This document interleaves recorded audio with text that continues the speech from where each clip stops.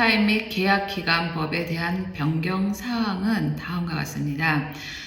이전의 법에 의하면 그 고용관계가 6개월 이상 지속된 그 기간제 직원이 만약이라도 그 고용주에게 그 무기한 계약 자리가 있을 경우에는 거기에 대한 그 근무 시간 변경이라든가 아니면은 무기한 일자리로서의 변경 그리고 근무 장소 변경에 대한 요청을 서면 형식으로 제출할 수 있도록 규정이 되어져 있었습니다. 그리고 그 당시에 그 고용주는 이와 같은 서면 형식의 문의가 있었을 경우에는 그 직원에게 그 공석에 대해 그 알릴 의무만 있었는데 이 새로운 법에 따라서 일단 고용주는 그 직원이 요청을 서면으로 했을 경우 적어도 그 1개월 안에는 서면 형식으로 그 본인의 결정에 대한 어떤 합리적인 응답을 제공을 할 의무가 생겼습니다. 단순히 공석이 있다 없다가 아니고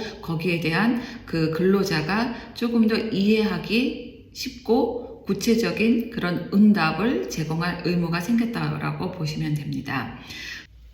그리고 이 기간제 고용 관계에서 수습기간이 합의되었을 경우 이는 예상되어지는 그 정해진 그 기간과 그 업무 내용에 비례해서 그 수습기간이 설정이 되어져야 됩니다.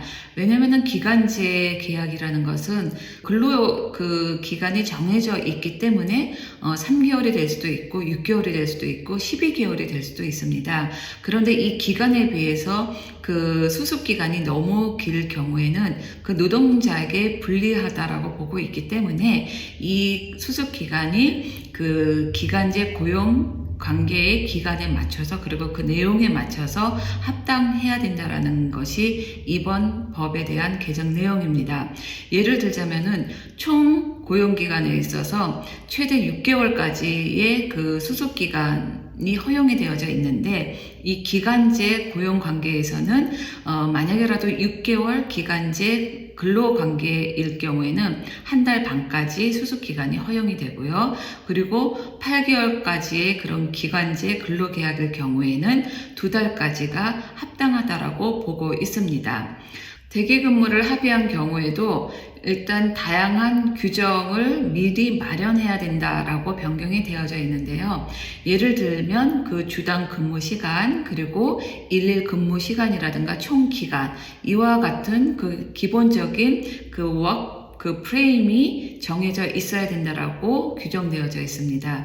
그리고 나서 이와 같은 기본적인 프레임워크가 그 4일 전에는 그 직원에게 전달이 되어져야 되고요. 만약에 제때 배정받지 못했을 경우에는 이에 대한 그 배정이 합당하지 않다라고 보기 때문에 그 직원은 이 대리 근무를 거절을 할 수도 있게 되어져 있습니다. 근로자 파견법에 관해서 어떻게 변경되어져 있는지 소개시켜 드리도록 하겠습니다. 이 독일의 노동자 파견법은 그 노동자 파견을 규제하는 법이라고 생각을 하시면 되고요. 이 노동자 파견은 그 예를 들자면 한국에서 독일로 그 파견 근무 나오시는 분들, 특히 이제 주재원, 보통 이제 주재원이라고 말씀하시죠. 이 주재원하고는 그 구분을 지셔야 될 것 같습니다.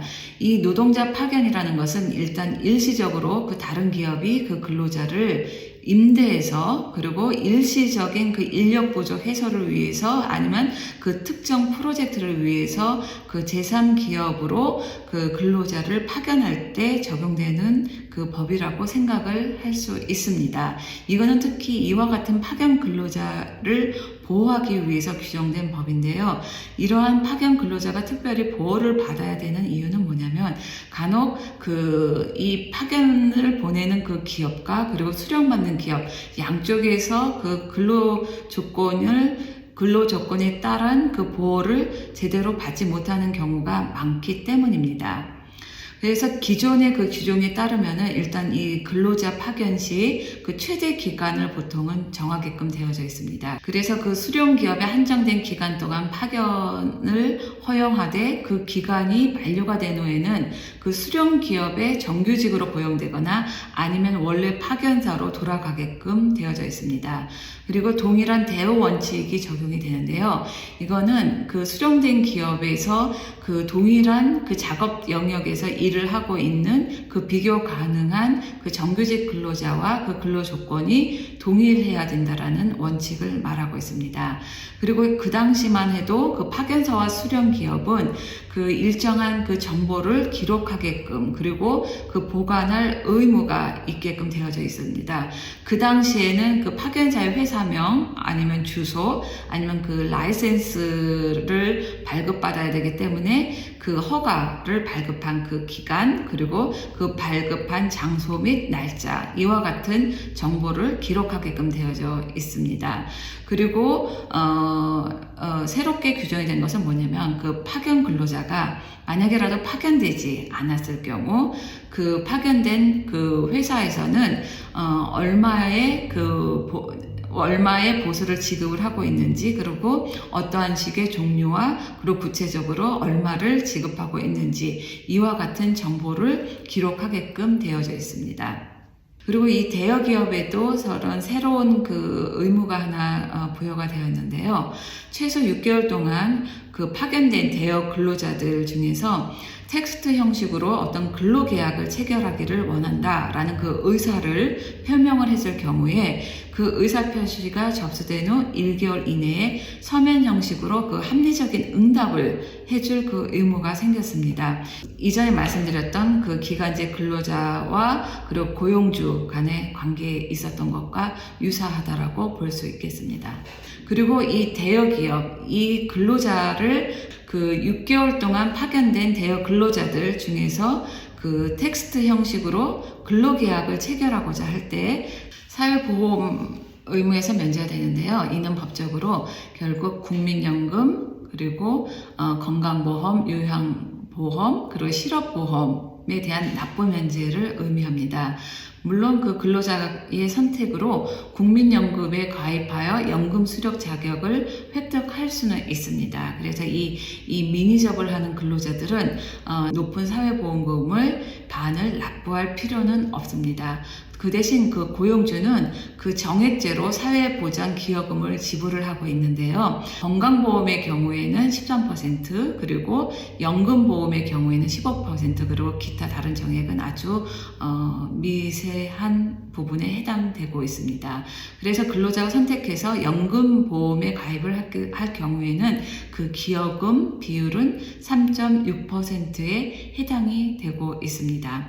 여기에서 유의를 하셔야 되는 것은 뭐냐면요. 이 미니접은 한 곳에만 할 수 있는 것이 아니라 나중에 그 워킹홀리데이로 독일에 오셔서 미니접을 한다 하더라도 여러 곳에서 미니접을 할 수가 있습니다. 하지만 이 사회보험 그 금에서 그 지급 면제를 받기 위해서는 1유로도 높으면 안 됩니다. 만약에라도 520유로에서 조금이라도 넘게 들어가면 높은 사회보험금을 지급해야 될 그 의무가 생기게 됩니다.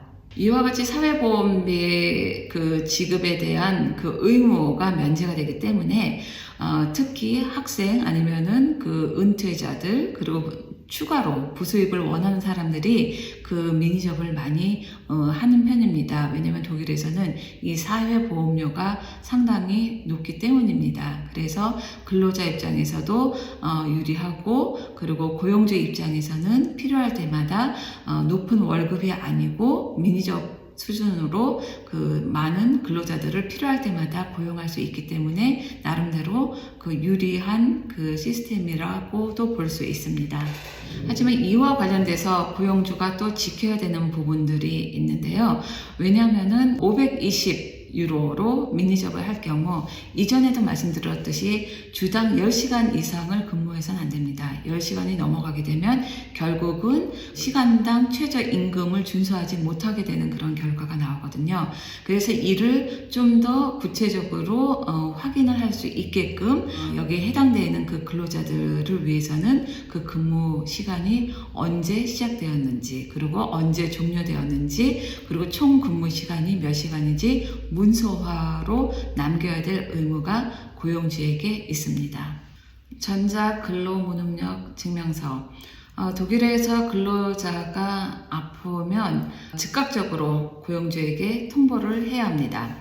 만약에 3일 이상 그 질병이 예상이 되어질 경우에는 늦어도 3일 이후에는 근로무능력 증명서를 제출을 해야 될 의무가 이전에는 있었습니다. 그런데 2023년 1월 1일부터는 이 법이 개정돼서 이 근로무능력 증명서를 근로자가 제출을 해야 될 그 의무가 더 이상 적용되지 않게 되었습니다. 만약에 필요하다면은 고용주가 직접 그 근로무능력에 대한 데이터를 그 직원이 가입한 보험회사에서 그것을 검색할 의무가 있게끔 새롭게 변경이 되어져 있습니다. 이전에는 이 근로무능력 증명서 제출에 관해서 많은 문제들이 있었습니다. 왜냐하면 제때 제출을 하지 않았을 경우 이거는 그 행동상의 이유상 그 경고의 대상이 될 수도 있고, 더 나아가서는 이것을 이유로 삼아서 해고까지도 가능하게 돼서 분쟁이 되는 경우가 종종 있게 되었는데요. 이제는 이와 같은 근로무능력 증명서를 서면으로 제출을 할 의무가 근로자에게 더 이상 있지 않고 고용주가 직접 그 데이터를 검색할 의무가 생기게끔 되어져 있습니다. 물론 그 고용주가 직접 그 데이터를 검색할 의무가 있다라고 해서 근로자의 모든 의무가 없어진 것은 아니라는 것을 주의를 하셔야 되고요. 왜냐하면은 근로자가 질병에 걸렸을 경우 거기에 대한 혜택을 받게 되는데요. 만약에라도 질병 기간 동안 그 보수를 계속해서 받고자 할 경우에는 그 보수 지속법에 따라서 그 질병에 관한 지체 없는 그 통보의 의무가 있습니다. 이 부분을 만약에 하지 않았을 경우에는 그 혜택을 받는 데 있어서 그 불리함이 있을 수도 있기 때문에 설령 이와 같은 개정을 통해서 제출을 할 의무가 없다 하더라도 기본적으로 통보를 해야 될 의무는 준수를 하셔야 됩니다. 그리고 나서 이 법에 적용이 되지 않는 그런 근로자가 있는데요. 왜냐하면 근로자 중에선 법적인 그 보험회사에 가입이 되신 분들도 있지만 사보험에 가입이 된 근로자들도 계십니다. 특별히 이제 그 월급이 아주 높으신 분들 같은 경우에는 그 법정 보험에 가입할 그 의무가 없기 때문에 그 사보험을 드는 경우가 있거든요. 그래서 이 법은 아직까지 그 사보험에 든 근로자에게는 해당이 되지 않고 있습니다.